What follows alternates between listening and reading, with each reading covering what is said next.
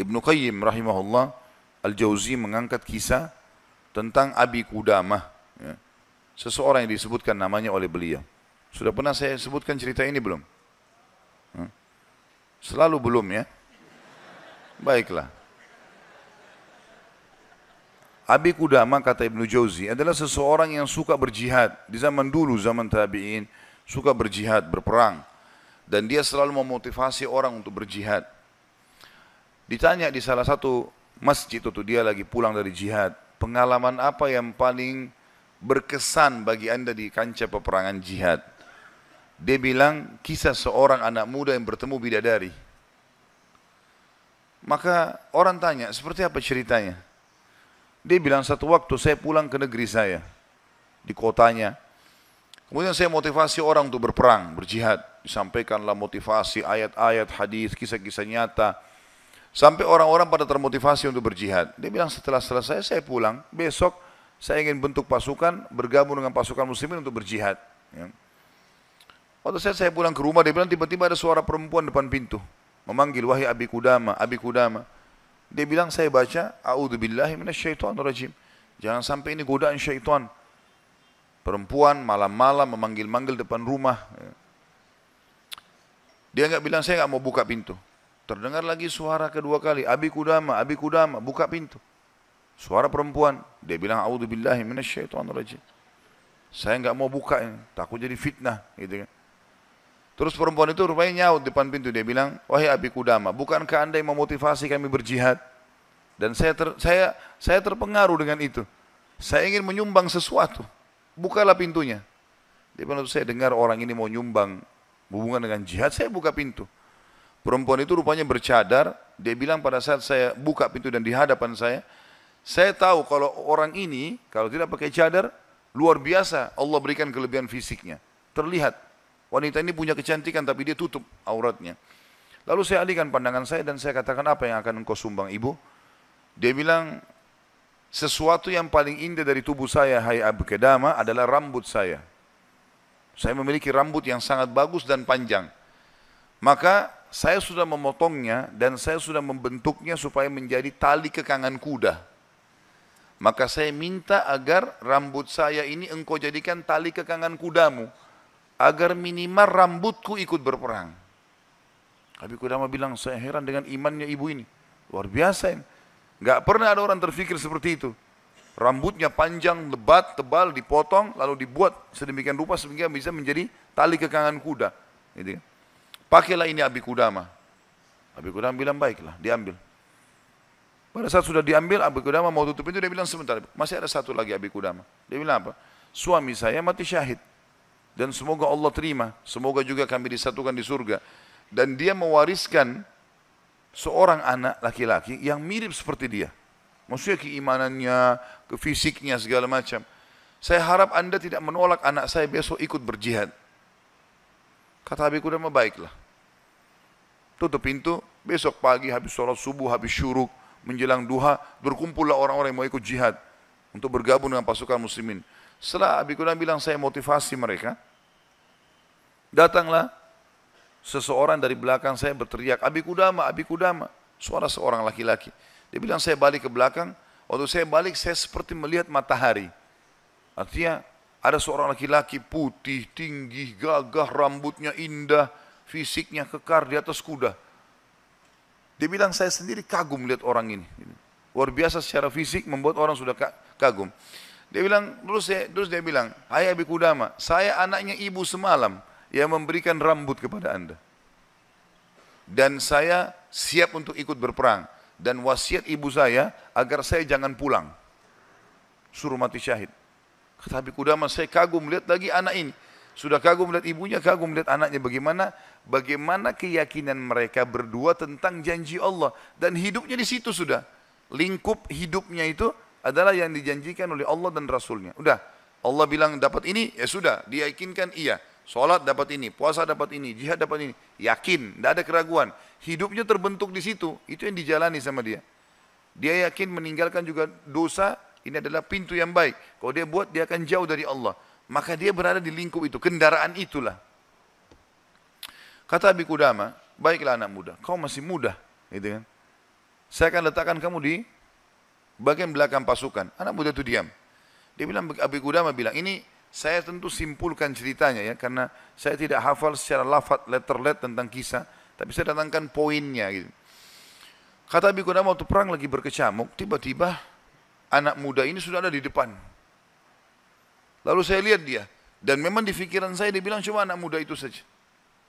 Saya datangin dia, hai anak muda mundurlah. Kamu masih muda, belum berpengalaman, gitu kan. Saya khawatir atas dirimu. Dia bilang, wahai Abi Qudamah, Allah berfirman, hai orang-orang beriman, kalau kalian bertemu dengan orang kafir, jangan kalian mundur. Allah bilang, jangan mundur, Anda suruh saya mundur. Gitu. Gitu.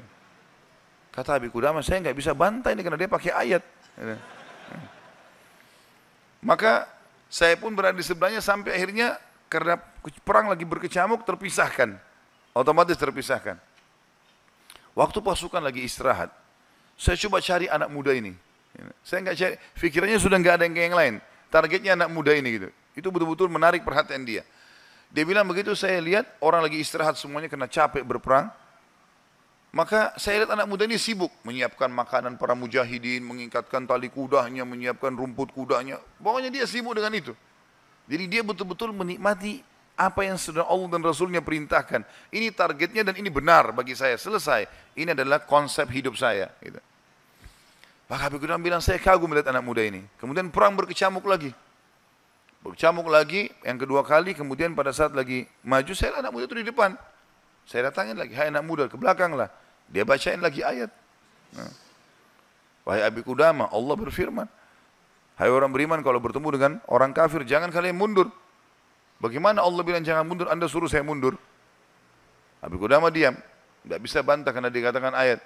Berkecamuk peperangan dipisahkan oleh prajurit yang saling serang satu sama yang lain, sampai akhirnya tiba malam hari waktu istirahat. Kata Abi Qudamah, dua pasukan istirahat, lalu saya cari, di mana anak muda ini, di kemah mana dia? Cari-cari sampai dapat kemahnya. Kata Abi Qudamah, waktu saya masuk dalam kemahnya, saya temukan anak muda itu sedang tertidur dan senyum. Senyum lebar gitu. Saya penasaran anak muda ini lagi mimpi apa gitu. Dia bilang saya tunggu sampai senyumnya sudah redah, kemudian saya tepuk, bangunkan. Hai anak muda bangunlah. Apa yang kau lihat dalam mimpimu?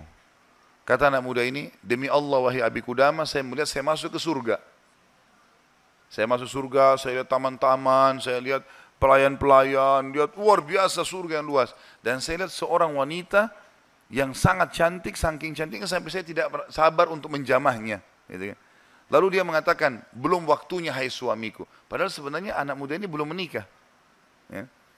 Lalu dia bilang, engkau, perempuan itu bilang, engkau akan bertemu dengan aku besok siang. Kata anak muda itu, setelah itu Anda bangunkan saya. Dan saya berharap Allah membuat saya mati syahid besok. Gitu. Untuk mendapatkan apa yang Allah janjikan. Yang jelas, kata Abi Qudamah, saya kagum. Artinya Abi Qudamah pun sekian tahun berjihad, belum pernah mimpi seperti ini. Gitu kan. Besok pagi dia bilang berkecamuk lagi peperangan. Saya temukan anak muda itu di depan, terus dia menyerang musuh, gitu kan. Sampai akhirnya peperangan selesai dan sudah menang muslimin, korban banyak di musuh dan di orang muslim. Anak Abi Qudamah bilang target saya mengejar mana, cari anak muda ini. Terbunuhkah atau belum terbunuhkah, dicari. Dia bilang saya cari di jenazah prajurit muslim yang disusun, ternyata ada bergeletakan, saya temukan ada anak muda itu penuh dengan darah. Gitu. Ya, tapi masih hidup. Dan dia lihat, waktu saya datang, dia dengan senyum mengatakan, Abi Qudamah, kesinilah. Dalam kondisi lagi luka-luka ini. Berdarah-darah. Gitu ya.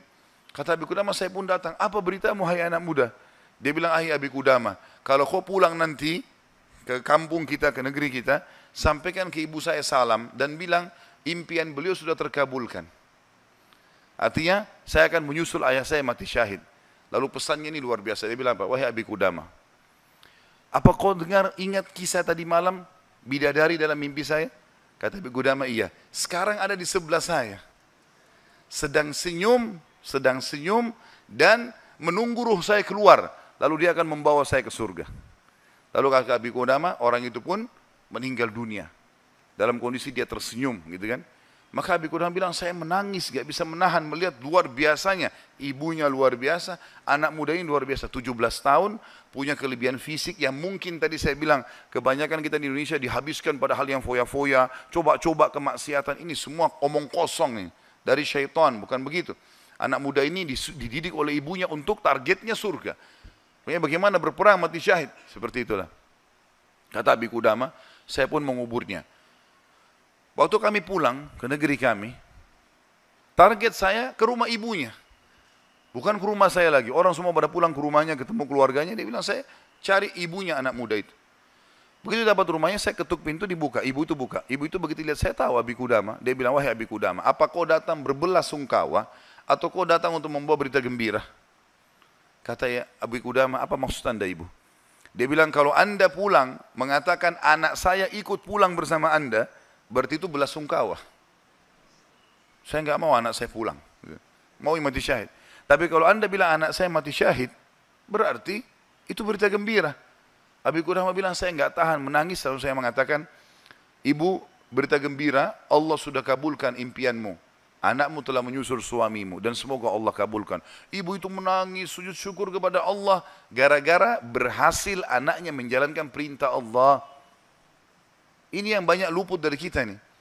Kita malah bangga kalau anak kita yang cantik keluar dengan telanjang sana sini, terbuka auratnya, atau mungkin meninggalkan pesantren dan sekolah di sekolah yang tidak ada pendidikan agamanya, atau keluar ke negara-negara kafir yang akhirnya mereka terdidik dengan hal-hal yang tidak baik, hanya karena bangga dengan urusan dunia, bukan bangga dengan urusan akhiratnya.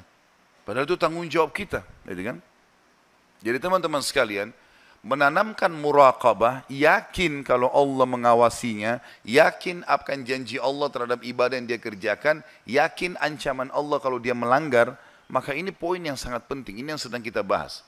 Masalah bagaimana dia mendidik jiwanya dalam masalah muraqabah.